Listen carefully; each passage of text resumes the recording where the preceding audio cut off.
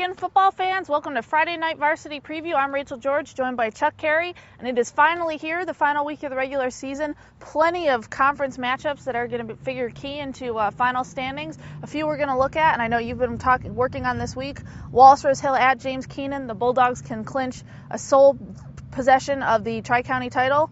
What are they doing this week to do that? Well, I understand they've had great practices and all, and I think it's the big game with James Keenan whom they're playing.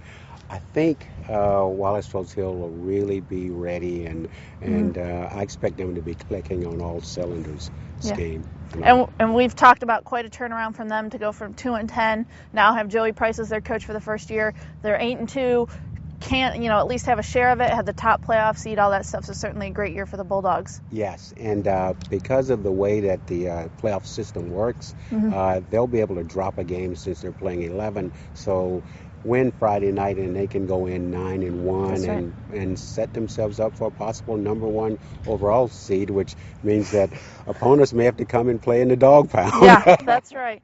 Two other conference races we want to look at briefly. East Bladen and East Duplin, both still unbeaten at 10-0, with wins can clinch sole possession of the Waccamaw and the East Central, respectively. Certainly, I've been impressed with those two teams and would expect them to do that on Friday night. Yes, I would be shocked if they didn't. A lot of people have told me East Bladen in particular can go a long ways in the playoffs, that they're one of the better teams that people have seen. And I know East Duplin coach Brian Aldridge has sort of downplayed how good his team really is this year.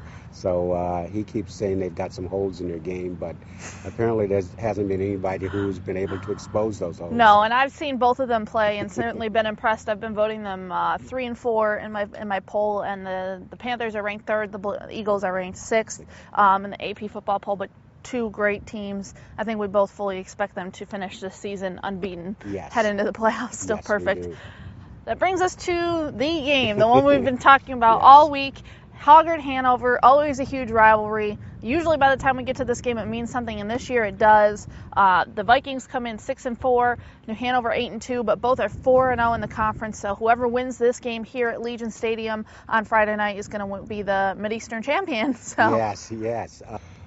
I think it's going to be a low-scoring game. I think it's interesting because here you have New Hanover, that was the top dog for so long, and that's been trying so hard to get back there. And it's sort of perhaps ironic, or it's probably fitting that it has to go through Hoggard to do it. And Hoggard has been on top so long, and Hoggard knows how to win. And until somebody beats Hoggard, Hoggard's still the champions. That's right. And the series, it's a rivalry, but New Hanover hasn't won in this series since 1995. Hoggard's won every one since then, won the past 7 Mid-Eastern titles, and we were just talking about hasn't lost a Mid-Eastern game since 2004 when they lost to White Oak. So definitely, recent history on their side. I will say for this matchup, we've talked about it a lot. I think New Hanover probably has a better team this year in terms of athletes, and certainly their record is better, but they cannot do what New Hanover always does, and that's shoot themselves in the foot,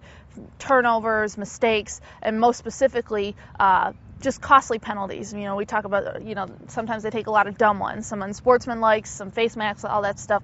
They can't do that, and I know it's going to be a rivalry game, and it's tough, and they want to beat Hoggard, but if they want to have any chance of winning, that's what they need to do. I totally agree. I think that New Hanover has to just really play smart and just not turn it over.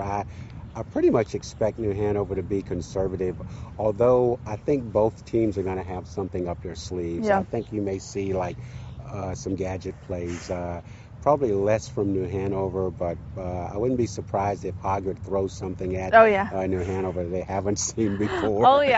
I think we always end up with that in Hoggard-Hanover. Well, like every other game, that's on Friday. We will go through the schedule for the final week here. As we mentioned, Hoggard is here at Legion Stadium to play New Hanover. Also in the Mid-Eastern, Laney is at Ashley. The Bucks trying to not go winless on the season. They're 0-10 right now. Rose is at New Bern. In the Waccamaw, as we mentioned, East Bladen is at North Brunswick. The Scorpions, a hot team, trying to go for their 4th win in a row, so we'll see how that goes. Whiteville is at South Brunswick. West Brunswick is at South Columbus. In the Tri-County, as we mentioned, Wallace is at James Keenan. Pender is at Trask. Lakewood is at Union. In the East Central, South Lenore is at Topsail, and as we mentioned, East Duplin trying to finish the perfect season with a home game against Croatan.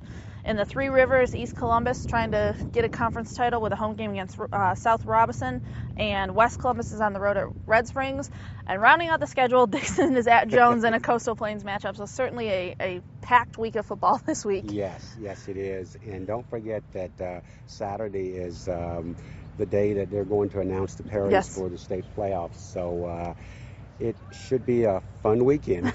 That's right. Well, Chuck and I will be here at Legion Stadium on Friday covering the Hoggard-New Hanover matchup. We'll be live blogging from that game. We'll have plenty of coverage on that, as well as all these other games we've been talking about. Be sure to check back on Saturday morning to Friday Night Varsity Flashback as we recap this final week of the regular season. But for this week, for Chuck Carey and myself, Rachel George, this has been Friday Night Varsity Preview on StarNewsOnline.com. Number 8 on the carry for the Bulldogs. And he's still pinned.